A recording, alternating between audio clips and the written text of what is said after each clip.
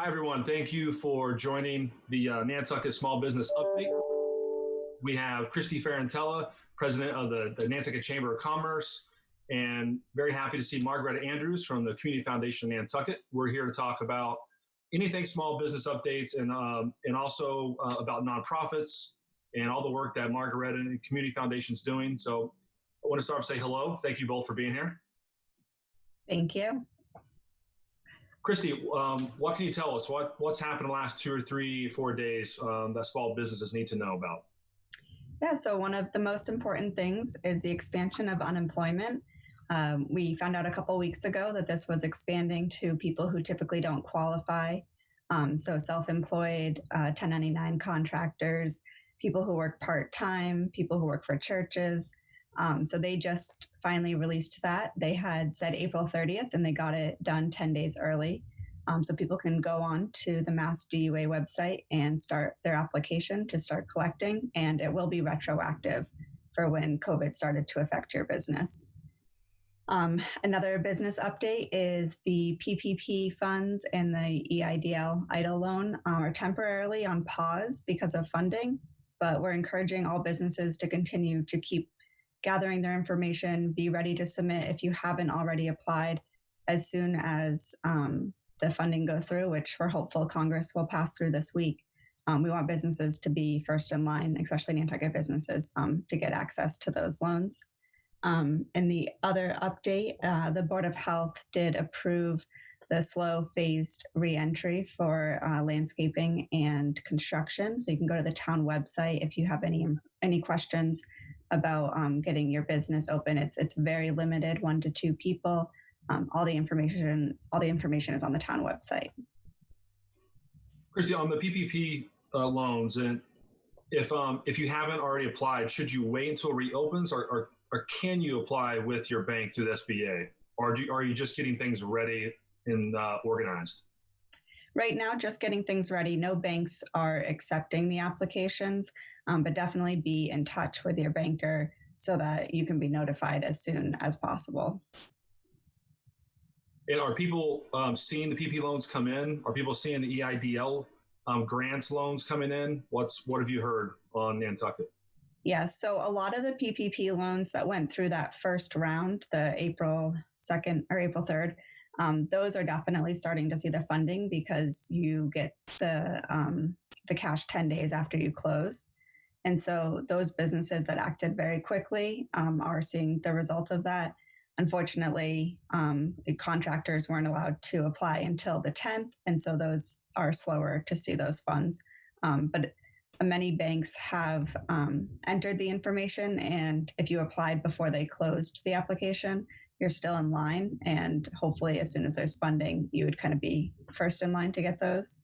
And then obviously when there's more funding, they'll hopefully open up the applications for anybody who missed that first round.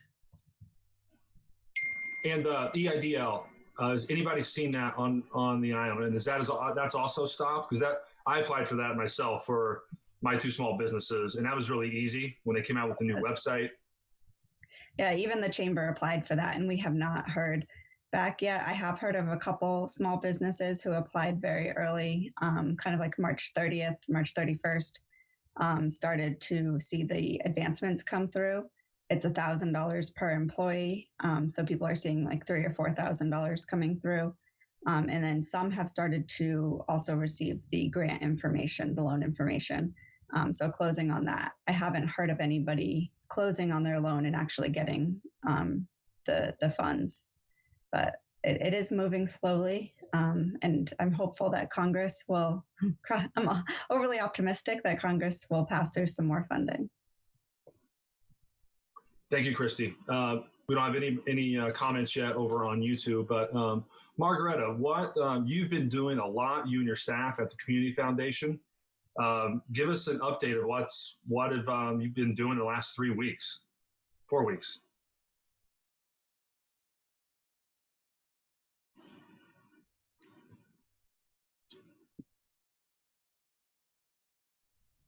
I'm muted by the host, so you have muted me. There we go. Now can you hear me? Sorry. I want to thank Christy and the Chamber of Commerce for providing a lot of information to me specifically that I can pass along to the nonprofits, because at the end of the day, our nonprofits are small businesses and some of them large businesses. Not all of the information that is passed along is for the nonprofit sector, but a lot of it does apply. So we've got some great feedback. So I appreciate the sharing of information. So yeah, we've been busy raising money and sending money out the door. That's pretty much what we do as a community foundation.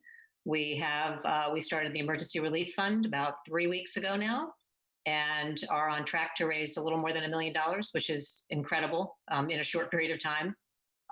We have sent out grants to our nonprofits, about $275,000 so far. And as I've explained to other groups, we've had kind of a tiered approach to the applications and the grant making that we've done so far. The first wave of grants are going to be directed, have been and continue to be directed at the nonprofits who are currently up and running and providing critical services to the community and need support to do that. The next wave is going to be for those organizations that are vital to the community but are mandated to be closed based on the governor's orders, the state's orders, the town's orders. So we need them to be prepared and ready once those bans are lifted to be up and running and go to provide the services that are so necessary. And then the third phase would be to the rest of our nonprofit sector, which we know is going to be hugely impacted by the loss of revenue for the summer from events that are probably not going to happen. We've seen events up through pretty much all of July be canceled or indefinitely postponed. And I would imagine August might look the same. We don't know that for sure, but I think that the word on the street is that it's likely that it will look that way. So, and also programming. We've had our nonprofits reach out and say that they're unable to do the programming that they typically do, whether it's the staff that they would need, interns they would need. They're not sure people will be here to take advantage of the programs. So all of that revenue that they depend on for their operations is going to be impacted. So our hope is that there's enough money in the fund when phases 1 and 2 kind of get settled in a bit, that there'll be enough to really try and make our sector as whole as possible. Well, it sounds like you're getting a lot of emails. There's a lot of stuff going on there. I just said before, I don't know how to turn that off. This is the world we're living in, right? Noise is pretty constant. It is. I saw your dog run behind you. I mean, like, this is how it is.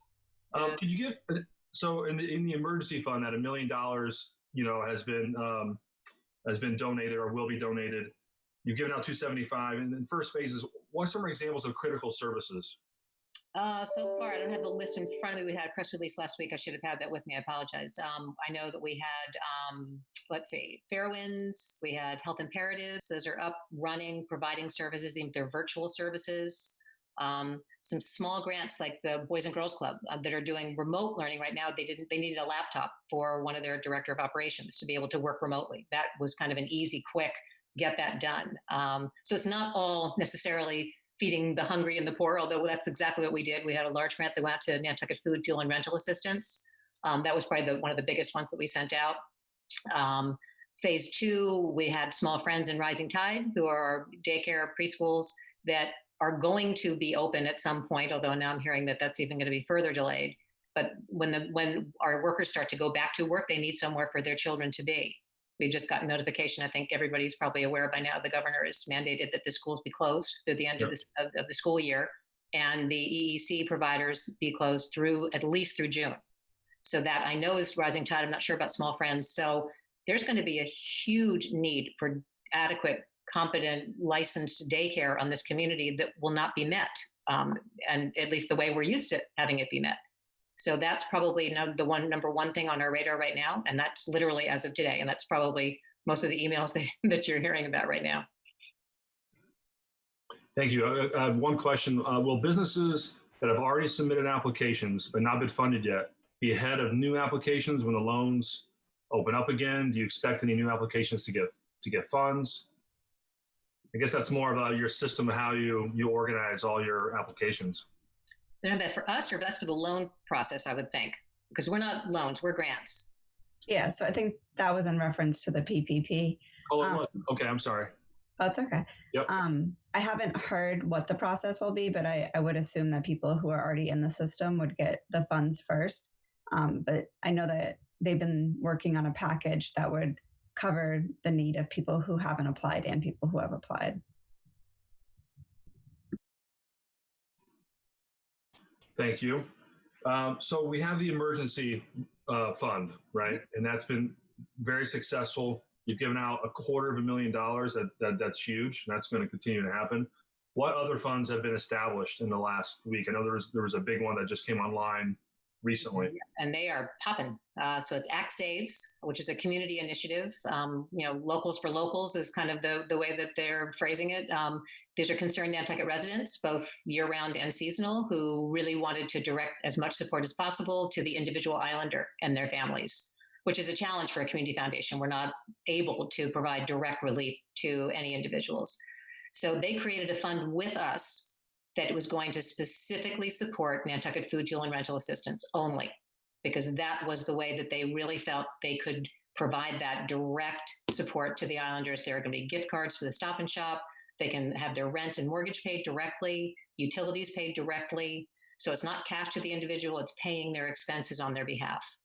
So that has been a very busy fund. It's just about a week now that they've kind of started their fundraising effort, and they have been wildly successful. I'm not going to give you any figures because that's for them to share, but there's been a lot of activity on the fund.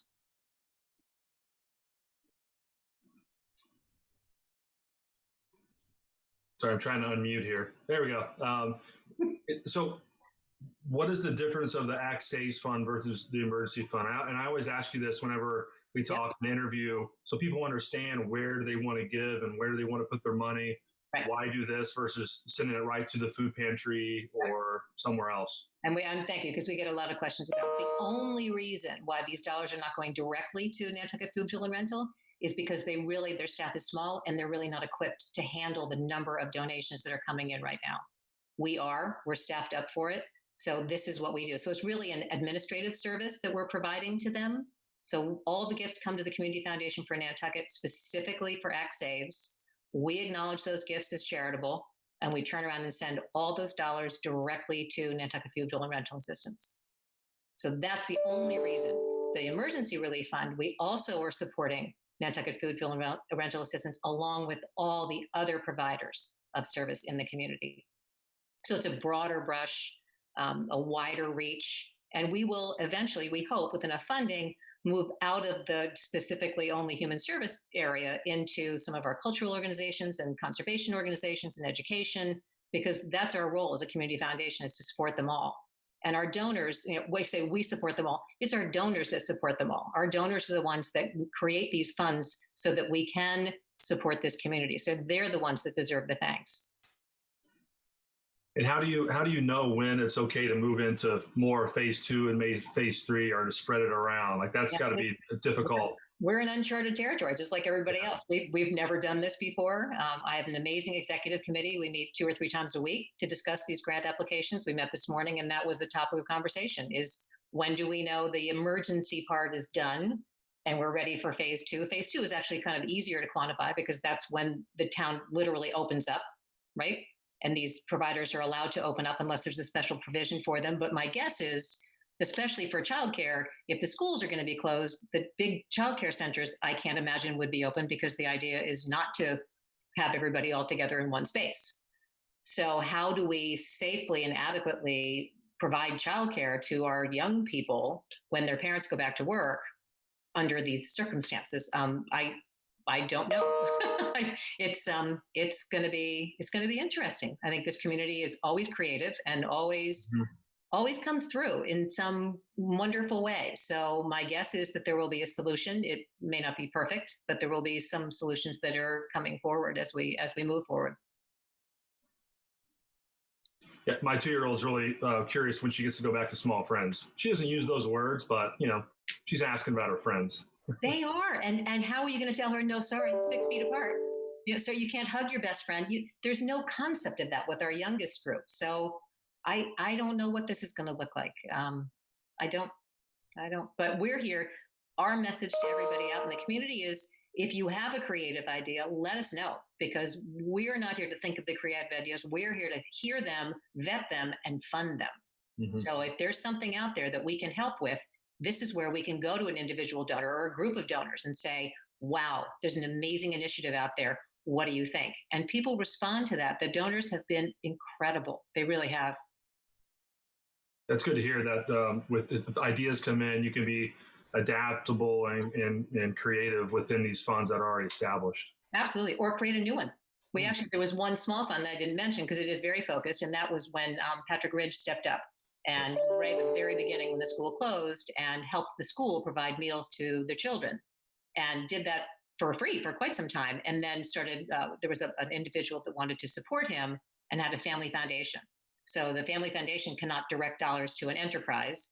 They didn't really want to go through the school. So we created a separate fund specifically to support Island Kitchens initiative to help and support the food service program at the school. So that was a very individual. I don't believe that there's going to need to be more funding in that. Right now, it's not really open for other donations. But now that that is extended through June, I don't know. There's a possibility we would open that to other donors. I just don't know what that's going to look like financially. And Margareta, do you have any other initiatives going on? Is there something with food and nonprofits? There is. That was the last one.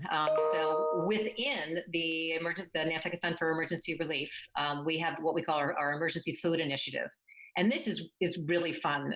It's something that Jean Miller and Carlisle Jensen in my office have really been spearheading. It started with the Saltmarsh Center, who wanted to provide some food and meals to the seniors in our community that didn't necessarily qualify for Meals on Wheels, but they wanted to protect the seniors from going into the grocery store as often as they could. So they partnered with Or the Whale and the Sandbar.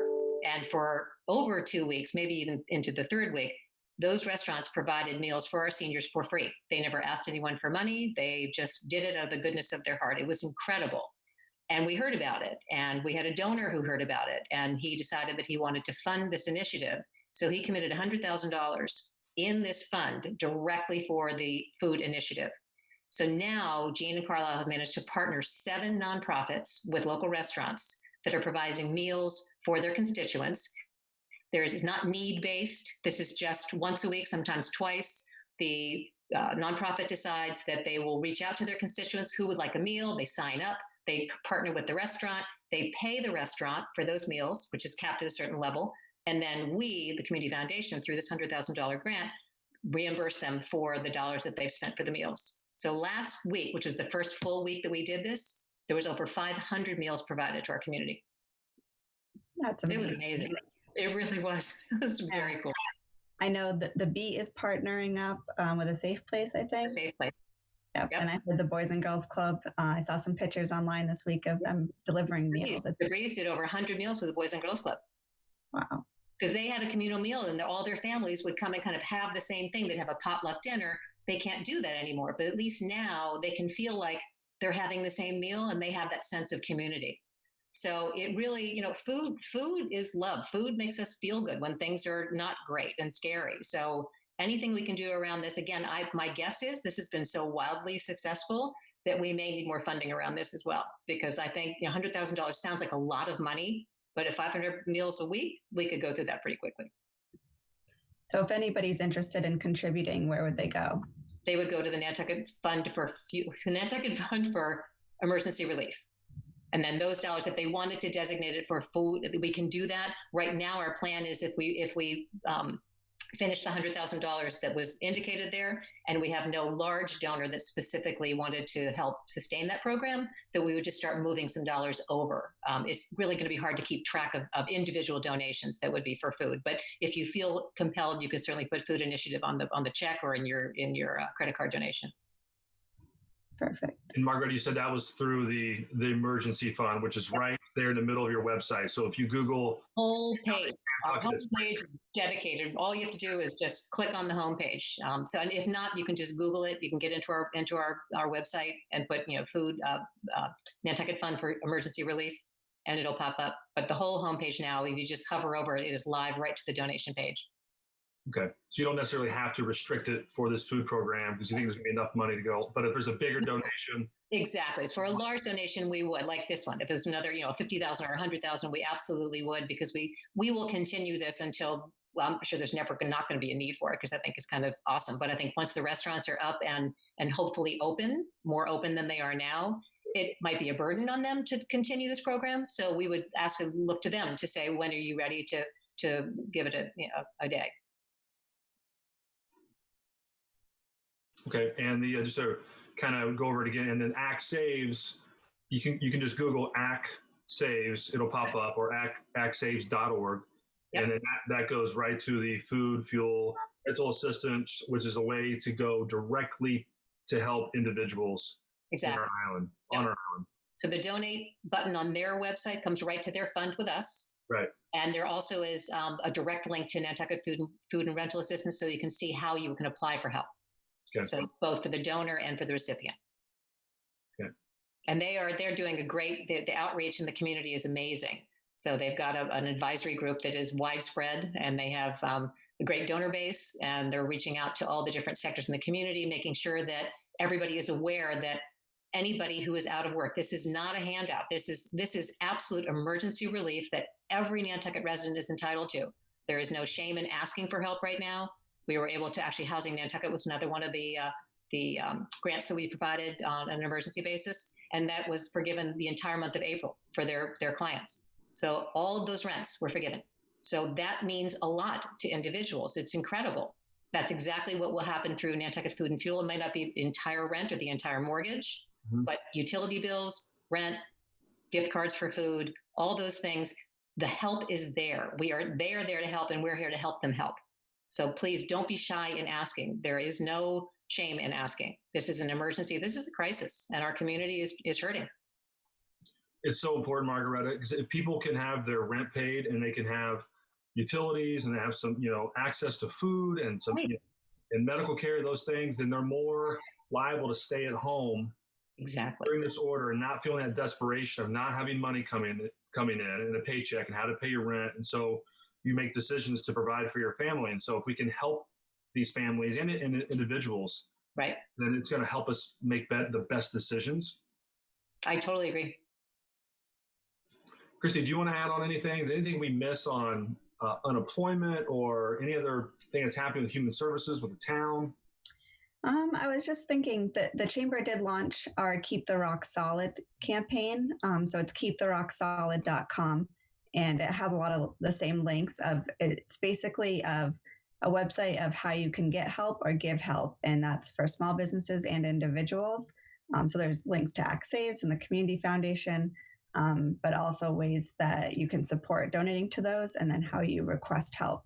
There's a lot of different industries out there that are helping the restaurant industry. There's some campaigns in Boston and across Massachusetts. So all those links are there on the website, and it's kind of a one-stop shop to see where you can give or get help. And then we're continuing to work on trying to find a way to provide small business relief. I know that the select board is looking at economic task force. Janet Schulte and I have been looking at different things across the state. So we're still investigating and still trying to get that up and going. And the network of volunteers is enormous on the island. Mm-hmm. Yes. Yeah, Nantucket Neighbors, the group that's making all the masks and coordinating fabric and who's cutting the fabric. I mean, people are organizing fast. Question for both of you. What areas or pockets, it could be an industry or a demographic that's being kind of missed in all of this, that's hard to get to?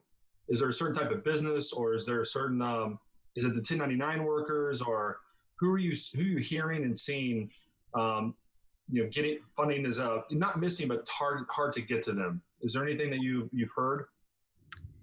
Yeah, I mean, for businesses, definitely seasonal businesses the federal stimulus package was geared towards year-round businesses. So your relief, it's more difficult to apply for the PPP and to use those funds immediately, especially seasonal restaurants who aren't open, or retail shops who can't have more people doing merchandise or anything inside their store. They basically are just paying their employees to stay home. And these programs are meant to help payroll when a significant cost for island businesses is rent and mortgage. Right. So that's definitely been something that we've seen at the Chamber, is that it's just not an adequate level of support. In terms of the individuals, and as I just said at the beginning, the unemployment got expanded, and up until yesterday, that was a really difficult time for many because they were waiting until April 30th. Now that that's opened up, I'm hopeful that they'll get funds and some relief, but many were really stuck in a place where they didn't have access to unemployment or access to the loans, and they were wondering how they were going to feed their family. Right. And from my perspective, the homeless is just a unique little carve out in our community, and it is very real. Unfortunately, quite robust at this point, and there really are not services that are geared towards them that we can support as a community foundation. The faith-based community, I think, is aware and trying to do their best, but a lot of the programs that are in place just don't seem to quite translate to what is needed. So that would be my answer. That is, I feel that they are definitely falling through the cracks, and not just here, that's everywhere.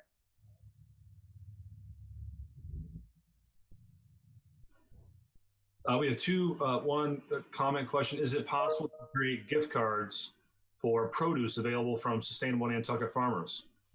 Any programs dealing with that? So so the individuals would get gift cards to give to farmers to purchase their produce? Is that how it would work? Yeah, like many of the farms here. Are there any gift cards? I guess you could go right to that entity, but is there any programs thinking about how to help the local farmers or get that food to people? Yeah, no, not that I'm aware of. Okay, it's good. Christy, anything there? Yeah, I was just thinking that's a really good idea of maybe a way to expand the food relief, working with Sustainable Nantucket. That's why I like the live Q&A. Exactly. New ideas. What did I say? New ideas. Yeah. Something from Mary is I just looked at the Stop and Shop website, and nonprofits can buy gift cards at 5% discounts. Is anybody doing that? Food, fuel, and rental assistances, for sure. And they actually, I think they've negotiated a discount that's a little bit larger than that because they're going to be buying in bulk. Right. That's great to hear. Yep. All right. More questions, community. This is good stuff. Give us your ideas. That doesn't be a question. It could be a comment too. Make sure to refresh your screen if you don't see the comment box.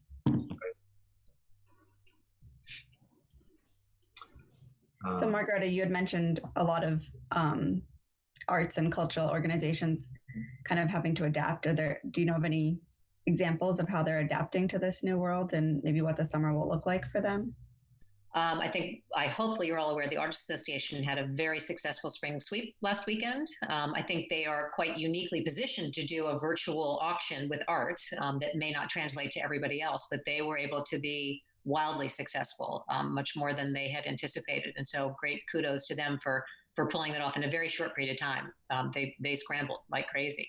And I think the donors were very receptive. And I think the artists particularly that received the proceeds from those sales were very happy because a lot of them look for that as they're kind of launching into the season. It's been a long winter, especially our year-round artists. So I think that was great. I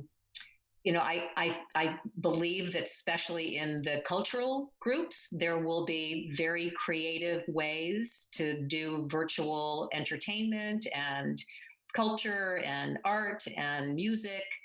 My concern is that the audience may get a little tired of the virtual part after a while and start to lessen the participation. That's kind of my gut feeling and speaking to other people about it. Like if you're in August, will there be any room for another virtual event in August?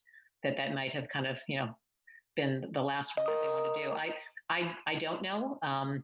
I do know the groups that are thinking about postponing their events are originally were looking at the fall, and now that the conversation about will there be a resurgence of some sort are thinking that it probably is a 2021 initiative.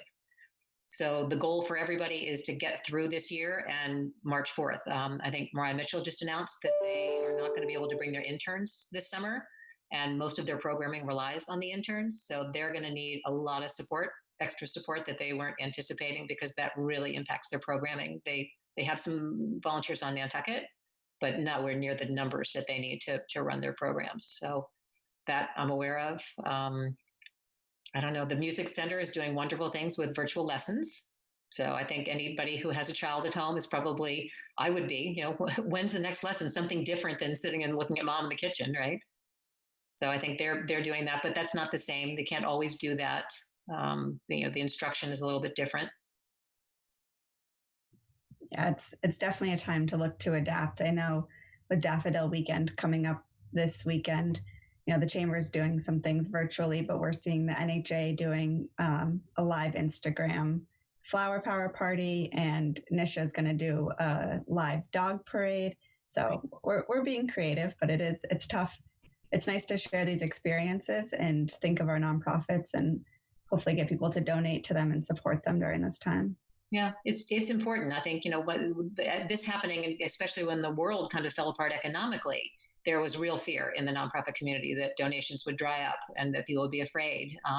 I say to our donors, now is the time that we need you more than ever. If you have the capacity, now is the time to give to what you care about and what means something to you, because they may not be there tomorrow, quite literally. I think we're gonna see some changes in the business world, in the nonprofit world, not just here. I think there are opportunities for working more closely together, both in the business world and the nonprofit world.